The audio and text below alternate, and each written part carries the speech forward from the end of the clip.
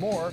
Let's bring in now David Aldridge from the NBA house in Rio via Cisco. And DA, last two wins by a combined total of 13 points.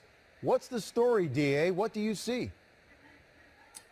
Well, look, this team was advertised, Vince, as one that was going to be a great defensive team. They were going to be able to switch and shut people down. They had a lot of length on the wings, but really the last two games, they've been taken apart.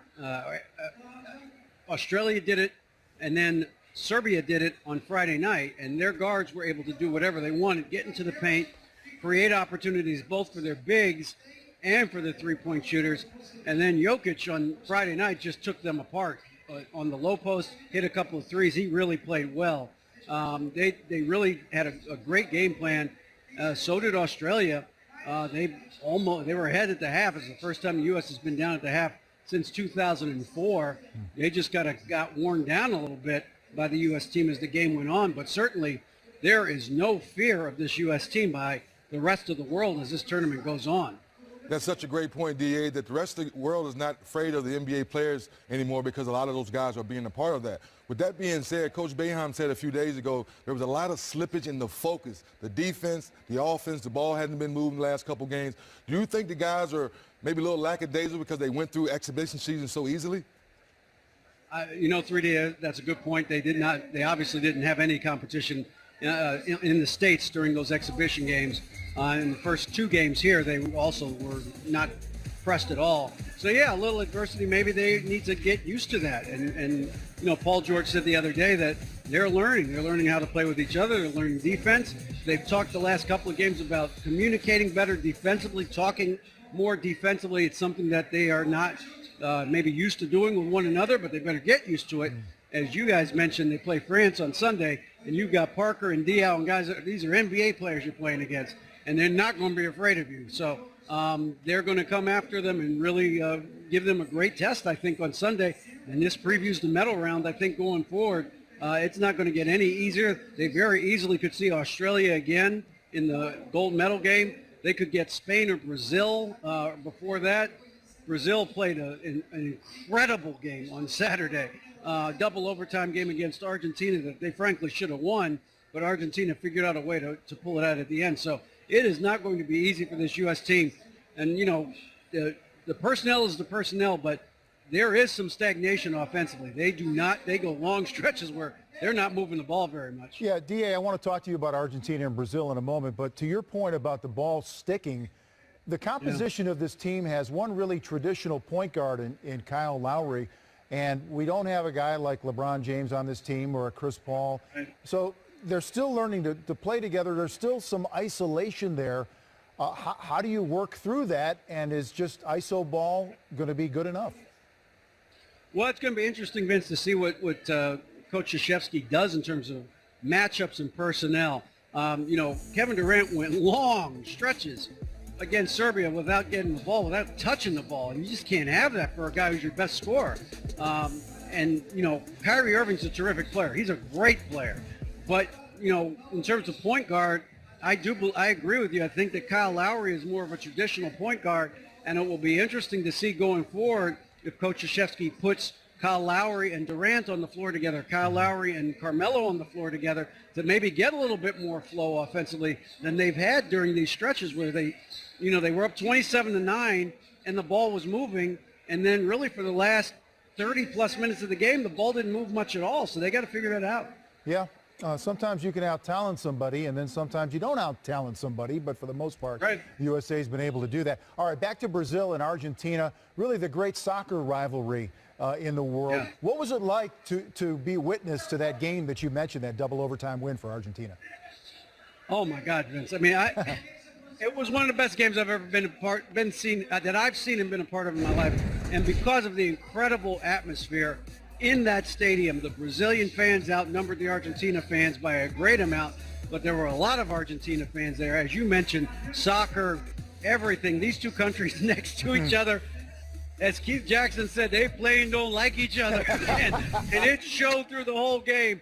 I mean, they were chanting and singing. It was great to watch this incredible competitiveness. Nene played a phenomenal game for his country. He did an incredible job for Brazil, but in the end, I don't even know how Argentina won this game. I mean, the comeback, they were down 6, both at the end of regulation and at the end of the first overtime with about 2.5 minutes to go, and both times came back, made some incredible shots down the stretch. Some of their younger guys really played well, but it was the old guy, Andres Nocioni, who we're all familiar with in the NBA, 37 points before fouling out, hit the game-tying 3 at the end of regulation. He was incredible, and they did a great job. This Argentina team is not as good as they used to be when they won world championships and won medals in the Olympics, but they put it on the line on Saturday, and they really should be commended for the effort they gave, because they were in a hostile environment going against the Brazil team, and really it sounded like the whole country of Brazil was in that arena. Well, no question about it. Argentina 3-1 now in that tough Group B.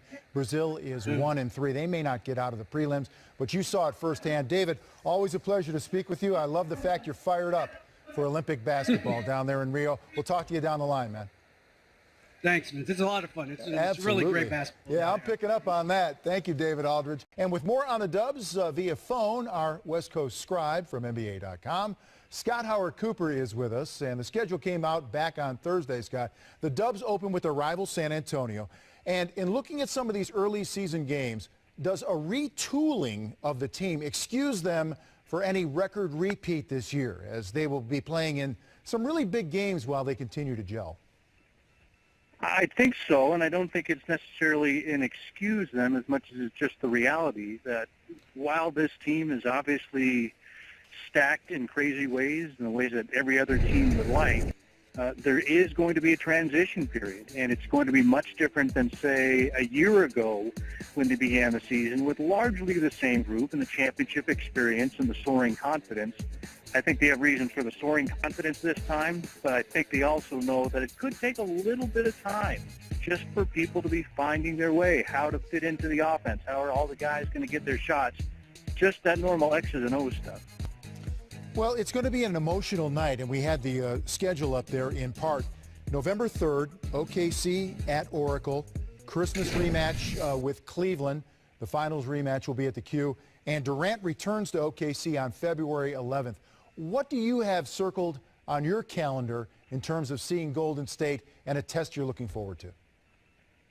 Well, I don't know if there's one specific game. It's hard to pull one out of 82 if you're looking for something as far as the emotions and the one that's going to garner the most interest. It's certainly KD's return to Oklahoma City. But whether they win by 50 or lose by 50, I don't think will make their season a success or a failure.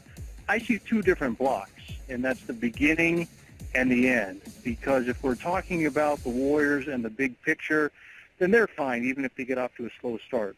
But if you're talking about the Warriors and the chance to win 74, and by the way, Steve Kerr is just cursing us right now for even suggesting 74 wins. But if we're putting them in the context of going for the record again, thinking that the team could be better than a year ago, they play 9 of their first 14 on the road in the Open, as you mentioned, with the Spurs. So there's going to be some big challenges early on, 2 3-game trips, all while, as we talked about a few minutes ago, they're in this transition phase. So that's going to be a real issue for them. If they can do well, I think that it's going to encourage a lot of people to start tossing around the 74 again. And then the other big thing is at the very end, they're going to have 11 of their last 16 at home, which obviously helps.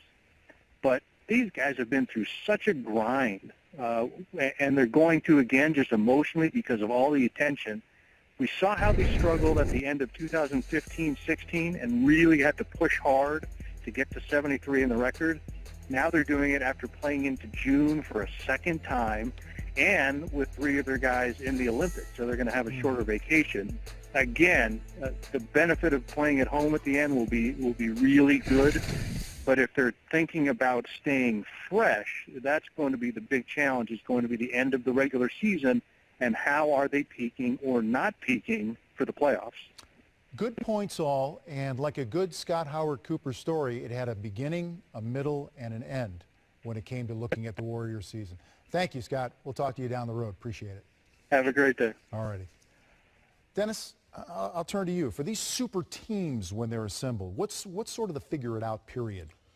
For me, it's after those first couple days of practice, and you say that very casually because as Steve Kerr figures out this new offense, knowing that he has 3 potent guys that can get hot at any given time, will that flow be there for them? Will they stay unselfish? Okay? And then lastly, Golden State Warriors play pretty good defense. So Kevin Durant has to bring a defensive mindset, too, that this team and organization had changed their stripes over the last 3 or 4 years. You go back 4 years ago, we never said Golden State to be a good defensive team. But they've changed that. So now Kevin Durant has to bring that as well. Dennis, real quick, give me a number on their season win. What do you think, win total? I think there'll be somewhere in the mid-60s. Okay. I don't think 74 is a real number to go for. The Western Conference is getting better. Just go out and play your game. Yeah, you can live with that in the Western Conference. You can live with that.